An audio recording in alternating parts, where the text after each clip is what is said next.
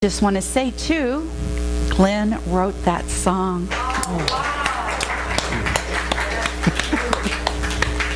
We are so blessed to have our beautiful musical team. They're just awesome. Well, this Christmas, what God really wants to see is all of the people living in unity. And the truth is, every soul is free to love. And it's always been that way. Perhaps we just never realized it before now. And today, on this third Sunday of Advent, we lit the candle for love. And during our first week of Advent, we lit the candle of faith.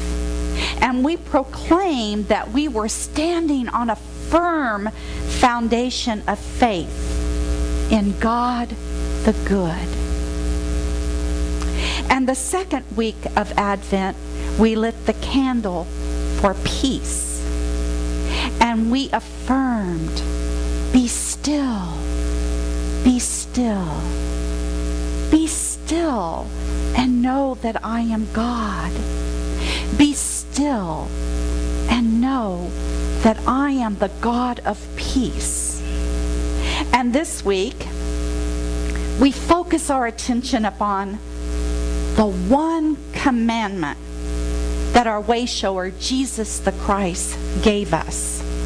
And we can find that in John 15:12. This is my commandment, that you love one another as I have loved you.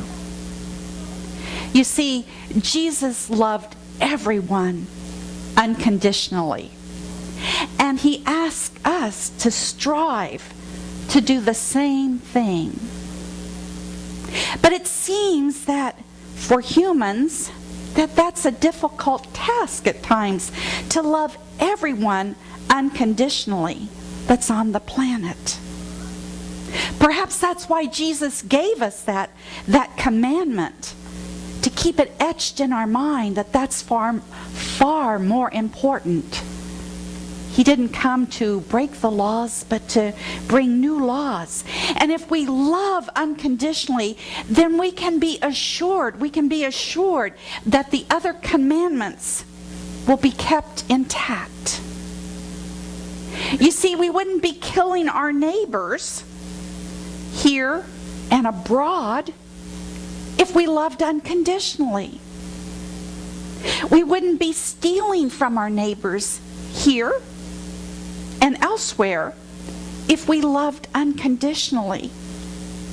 And we certainly wouldn't break any of the other commandments from the Old Testament if we loved unconditionally. Divine love is then what is the true meaning that Christmas looks like to me, like Glenn was singing about.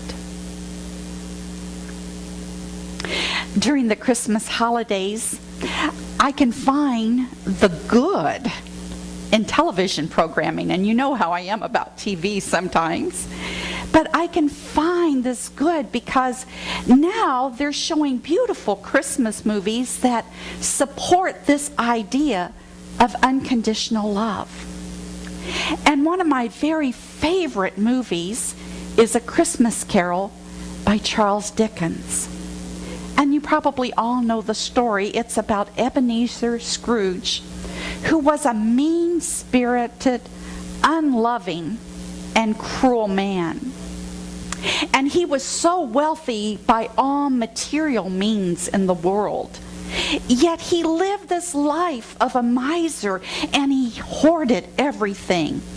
Maybe he would be on that show about buried alive hoarders or something. But he never gave of himself lovingly.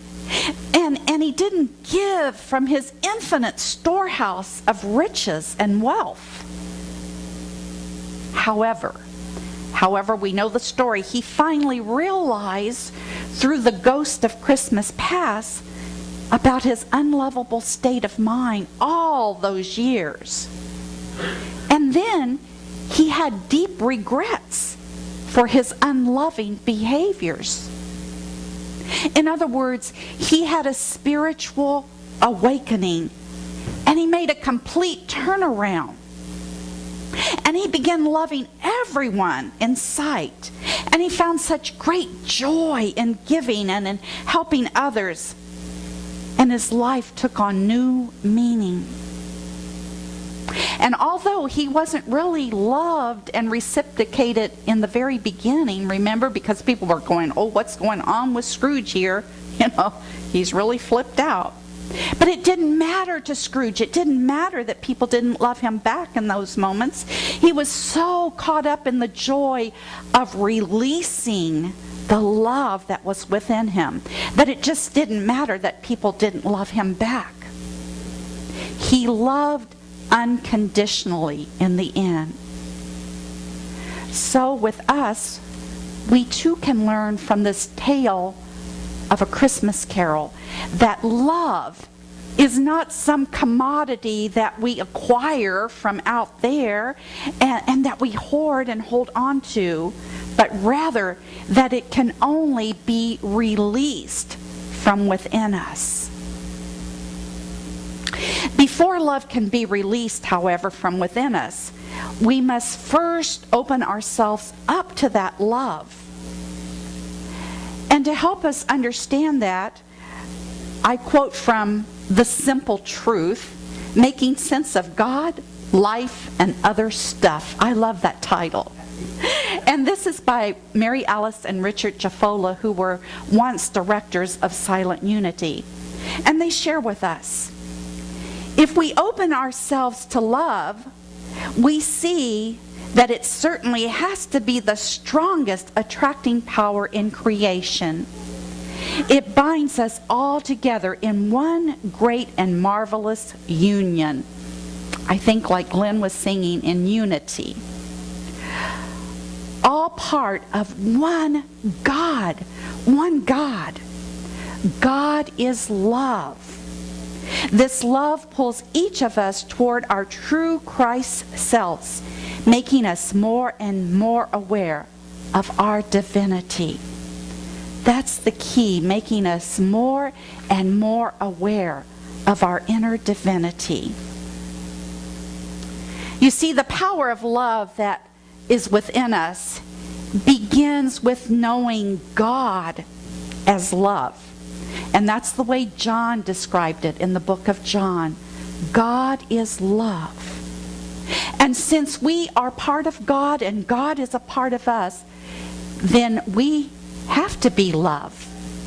And that power of love resides within our heart area.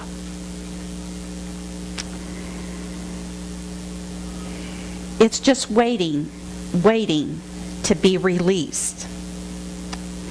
And from the Revealing Word that was compiled by Charles Fillmore, it says about love. It says, love is the great harmonizer and healer. Divine love will bring your own to you, adjust all misunderstandings, and make your life and affairs healthy, happy, harmonious, and free. And isn't that what we want? Don't we want that healthy life, that harmonious life, the freedom? And so when we begin to tap into God's love that is within us, it begins to awaken us to our divinity that is within. And we have to, folks, love ourselves and accept ourselves before that love can be released and then sent out to others. Without loving ourselves, we feel unworthy. And when we consider ourselves unworthy, we're not able to express that divine love to others in any way. Now, divinely loving ourselves is not ego-centered. We're not talking about being all puffed up and full of ourselves. We're not talking about that kind of human love. but rather we're talking about divine love. We're talking about God love. And as we're anchored in that kind of love, we do so with great humility. In loving ourselves as God loves us, it's then that we can act as clear conduits for God's divine love. Traditionally, of course, we show our love at Christmas times by giving gifts. And this tradition, more than likely, came about, in part anyway, through the Nativity story, which tells about the wise men from the East who brought those gifts of gold, frankincense, and myrrh. And I thought that we could just take a look at that story metaphysically and deepen our connection with divine love.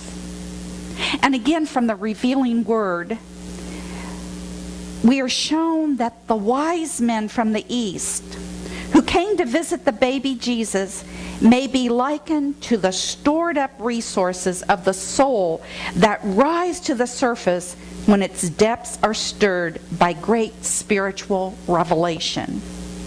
And what that means in simple terms, that was like Scrooge, that had that spiritual awakening, that had that turnaround. He had a great spiritual revelation.